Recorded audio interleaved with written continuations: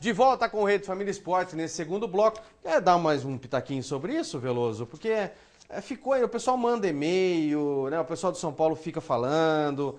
Mas, sinceramente, a gente tem muito tempo como repórter, como setorista de clube, e a gente sabe o que acontece nos bastidores, né? Então, muitas vezes quando a gente fala as coisas, mesmo estando longe de São Paulo, mas as informações chegam para nós, né? De gente que está lá dentro, acompanhando o dia a dia do clube. Então é muito complicado dirigir hoje o clube igual a São Paulo. Por isso que eu falo que o erro muito grande da principal organizada do clube, de ter assumido a responsabilidade, de ter isentado o presidente da culpa do time estar assim.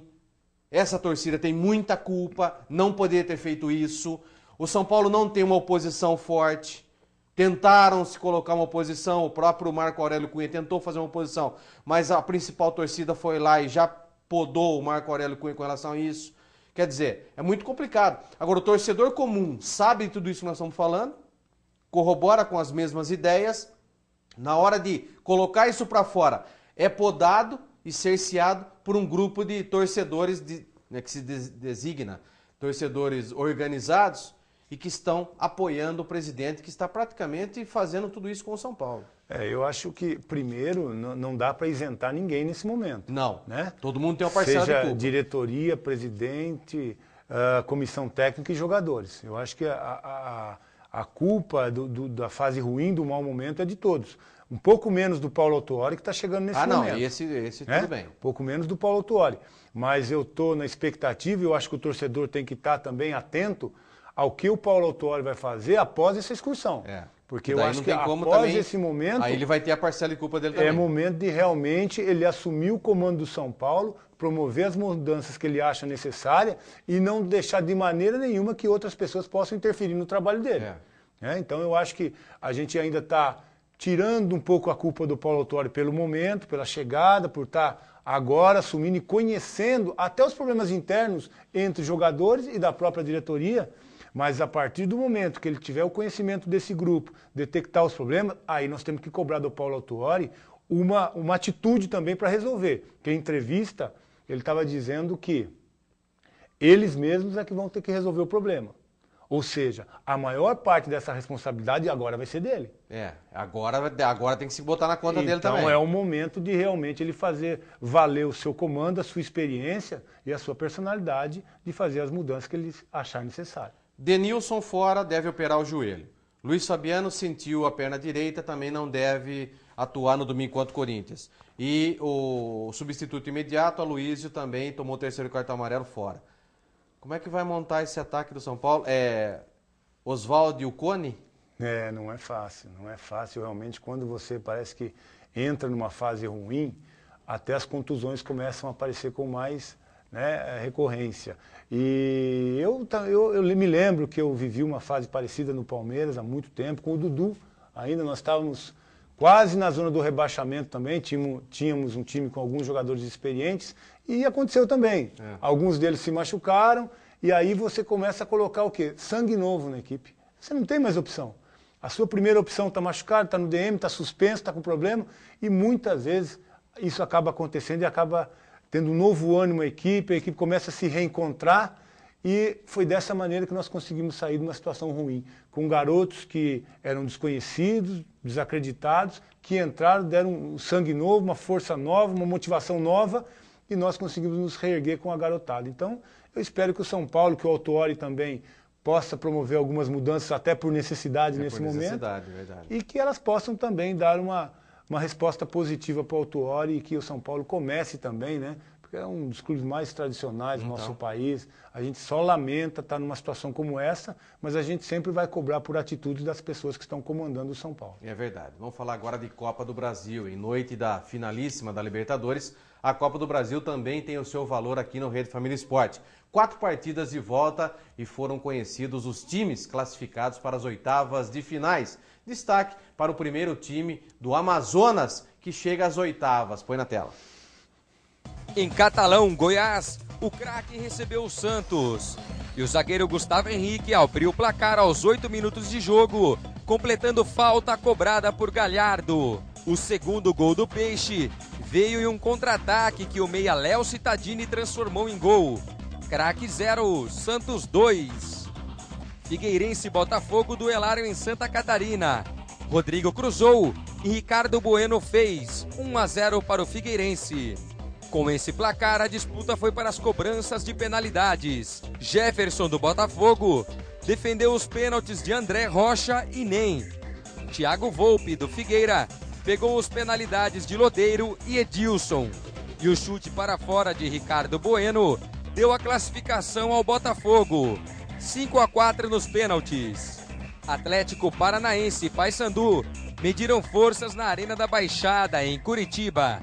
Paulo Baier fez de pênalti aos 4 minutos de jogo. O mesmo Paulo Baier passou para Marcelo, que girou e marcou um belo gol. 2-0 Atlético. O Paysandu descontou aos 26 minutos da segunda etapa, com o volante Zé Antônio.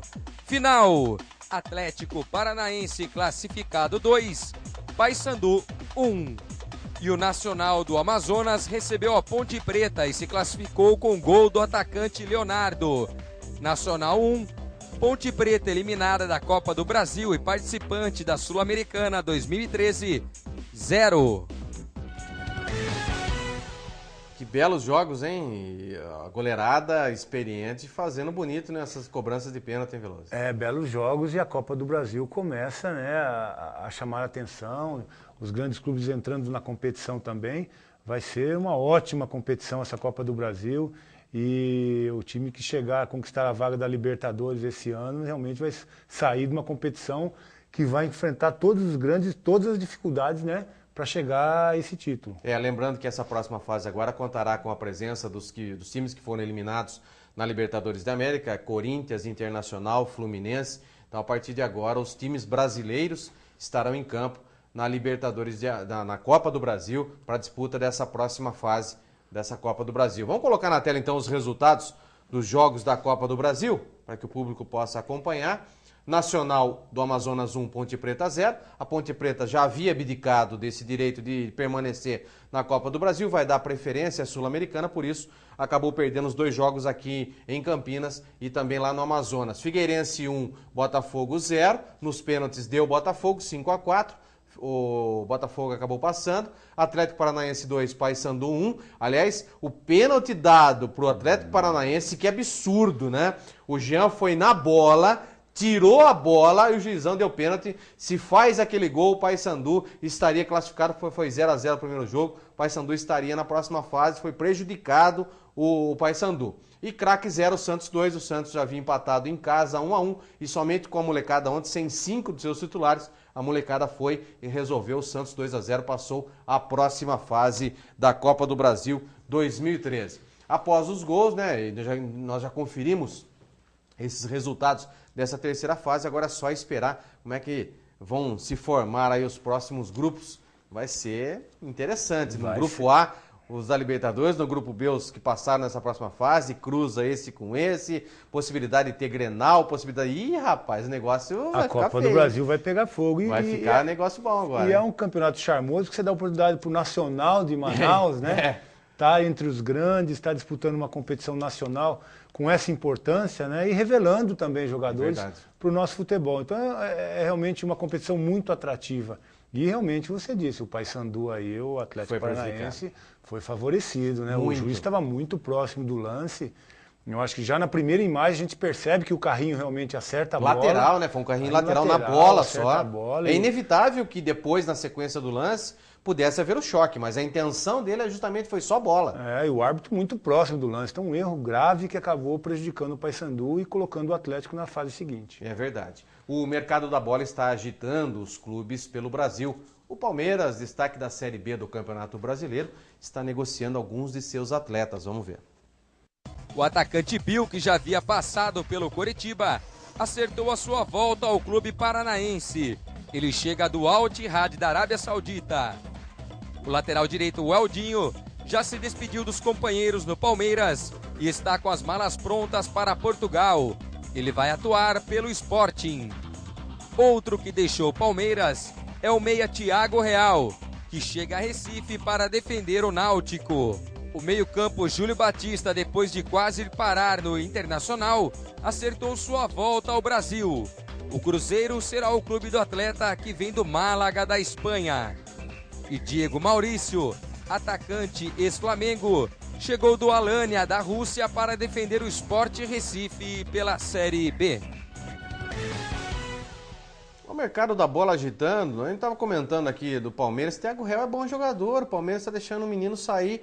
Seria um jogador ali para eventualmente assumir a vaga do Valdívia, caso lesão, contusão, essas coisas aí. Tá deixando um bom jogador sair praticamente de graça, Veloso. Eu concordo com você que é um bom jogador, Guina, mas o Palmeiras está com um elenco muito inchado. Então, né? mas libera outros jogadores de outra posição que o time está 44 atletas, é difícil. Mas a meia ali não tem jogador que... Mas é difícil trabalhar. Tem o Mendieta também, né, que foi contratado recentemente. É mais um segundo volante do que um meia, né? Ele faz essa função também. Eu acho que por isso o Palmeiras precisa realmente liberar alguns jogadores, porque o dia a dia é muito difícil ser com um elenco inchado como o Palmeiras está. E com certeza é um jogador novo ainda que vai como empréstimo. E depois sim retorna ao clube. Nós vimos um exemplo agora, né? Esse lateral direito que o Palmeiras lançou há pouco tempo, o Luiz Felipe, né? Exatamente o que aconteceu com ele. Foi emprestado, eu acho que amadureceu um pouco mais, ganhou um pouco de experiência e voltou, e agora sim está rendendo muito bem no Palmeiras. O Thiago pode seguir o mesmo caminho, sim. É importante jogar, sair, disputar uma competição, voltar num estágio melhor para o Palmeiras. Nós até brincávamos aqui, né? Tem jogador que tem uma cigana boa, não? O tal do Eldinho também. Eu vou falar uma coisa para você. Consegue ir para Portugal, com essa bolinha pequenininha que ele joga? Ó, conseguiu ir pro Corinthians. Não jogou nada lá, né? E alguns jogozinhos aí, né? Time B, tal, não sei o quê. Não mostrou nada. Depois foi negociado com o Palmeiras. Pô, depois aparece agora... Apesar que Portugal também tá numa crise financeira danada, não? Tá difícil. Mas o jogador que está num grande clube acaba com a visibilidade do clube ajudando muito, impulsionando sua carreira. É claro que também precisa, né? Precisa jogar um dar pouco, uma né? resposta, mostrar um pouco jogar, também, né? Senão as portas acabam se fechando. Mas é um jogador que está tendo outra grande oportunidade, sem dúvida nenhuma. E muitas vezes o cavalo não passa selado tantas vezes na porta assim, né? Será verdade. que esse cavalo tá dando volta? Tá dando volta? Carrossel? Carrossel, né? Colocaram o cavalinho no carrossel ali para passar de volta no Eldinho, porque é brincadeira, né? Pô, o cavalo passou 3 vezes na porta, ele montou as 3, cara. Será que vai ter outro? Esse carrossel não segue para outro lugar? Não, vai ficar no mesmo lado? Precisa fazer esse cavalo galopar então, agora, né? Porque tá andando muito devagar esse cavalo aí. Deus o livre e guarde. Os 5 torcedores corintianos presos na Bolívia, após a morte do torcedor Kevin Espada, podem ser soltos ainda esta semana. Libertados pela justiça local por falta de provas. Veja essa nota. Os 5 torcedores do Corinthians presos na Bolívia podem ser soltos esta semana. O Ministério Público do Distrito de Oruro emitiu um parecer favorável à libertação.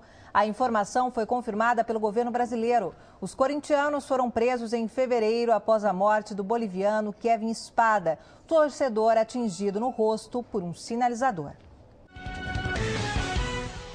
5 já foram soltos, já faz um tempinho que estão em casa. Faltaram outros 5. Os outros 5, né? Agora não tem como segurar mais esses 5. Vai ficar segurando até quando também, né? Vai esperar criar uma crise diplomática entre o Brasil e eles para poder... E a Bolívia? Não dá mais também. Aliás, eu não sei o que o pessoal lá da Bolívia está esperando para soltar, porque vai ficar prendendo esses torcedores. Já foi, né, constatado por A mais B, provado, reprovado, que muitos nem lá estiveram, nem perto do negócio estiveram.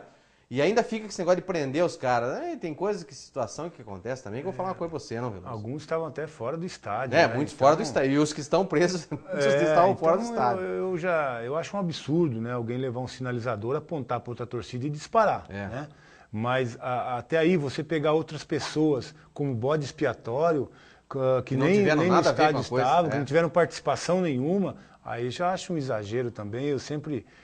tive essa opinião desde o início desse problema que foi criado lá, e algumas vezes fui até criticado pela minha posição, né, por estar defendendo, né, torcedores organizados, né, porque na verdade não é isso. A gente tá defendendo o cidadão que tem o direito de ir para o estádio. Nenhuma, claro. E se não tem participação num evento que acaba acontecendo uma tragédia, pode ser penalizado. Você vai prender o cara por ele ser de uma Eu também não entendo isso, Então, né? Acho que os direitos humanos tem que ter. Independente se... É a mesma coisa você penalizar um cara porque ele estava próximo de um assalto e você vai prender o cara porque ele estava próximo, não está nem sabendo o que está acontecendo, você vai prender Pô, então, prendeu, investiga se viu que o cara não tinha nada por câmera. Agora, você permanecer com o cara preso, acusando o cara de ter participado, sendo que ele não estava nem sabendo o que estava acontecendo. É um caso mais ou menos igual.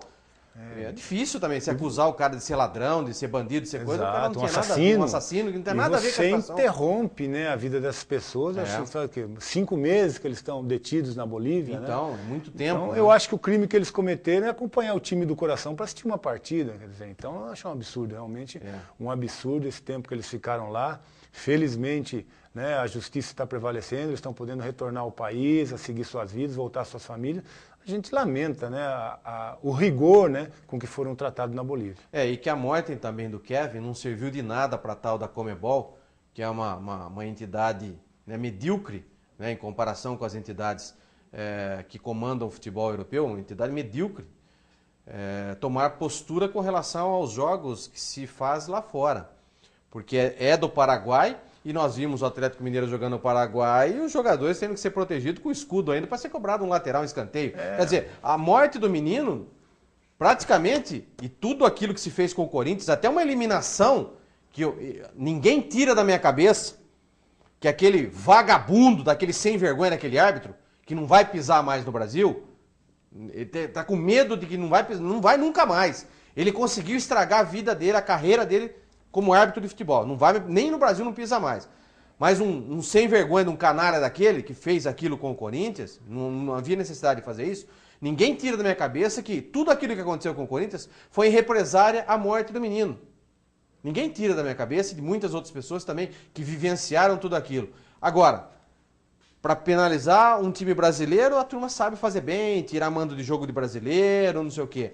Agora, e os clubes, né? Do Chile, do Paraguai, do Uruguai, da Colômbia, que não se tem nem revista, não se tem nada, tem que entrar com escudo para jogar, não se faz nada. A dificuldade que se tem de jogar uma Libertadores, né? Há pouco tempo o Muricy tomou uma pedrada na cabeça, o Ronaldinho ia bater escanteio, tinha que estar o guarda com escudo. Justamente, próprio Vanderlei Luxemburgo não apanhou de novo esses dias lá? Vai esperar acontecer outra tragédia de repercussão mundial para se tomar uma atitude, né? Então eu acho que exemplos estão aí, infelizmente a gente não vê atitude nenhuma por parte da Conmebol. Infelizmente. O futebol carioca continua se reforçando para a continuidade da temporada e teve uma apresentação que fugia um pouquinho dos padrões convencionais. Chocoloco Guinha Azul.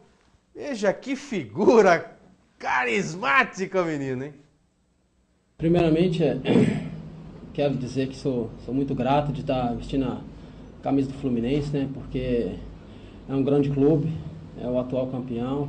Então, para mim é um enorme prazer estar vestindo essa camisa.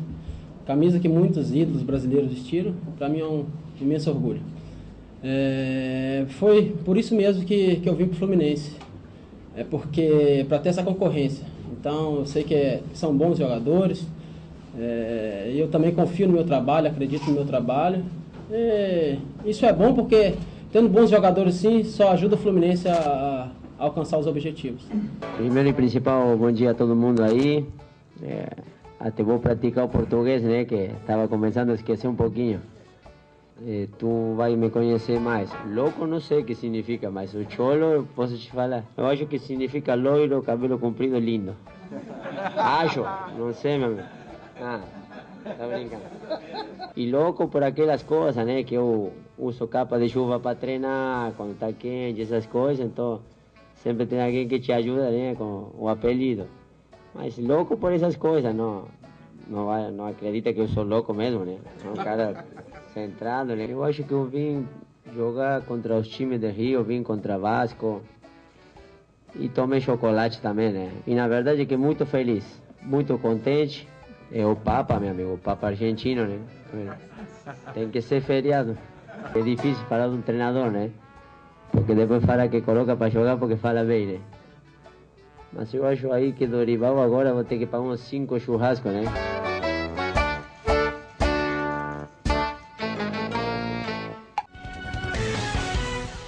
que figura, hein? Que figura, cara. É verdade. Agora, o que ele tá dizendo que é cabelo comprido e Então, bonito? Ele? Ele? Eu não sei aonde que ele achou isso aí, né? Cabelo bonito. Eu não sei. E ninguém sabe por que ele é louco, né? Cara enxadada, 3 minhocas que ele consegue arrancar. Você gosta de querer entrar numa dividida com ele? Não, por Deixa isso pra lá. tava lá no gol Depois de não novo. sabe por que chama de Tcholo louco. Mas foi uma boa contratação. Foi, também acho, Boa também acho. O contratação. Vasco montando um bom time, né? O Vasco tá precisando, Saiu Juninho dessa situação voltou, complicada. já tá? conseguiu reverter uma situação, uma grande vitória no Clássico, né? E agora mais uma boa contratação pedida pelo Júnior. Então acho que o Vasco aí começa a reencontrar seu caminho novamente. É verdade. Vamos a mais uma parada no Rede Família Esporte. Após as nossas mensagens comerciais, voltaremos com a última parte do Rede Família Esporte.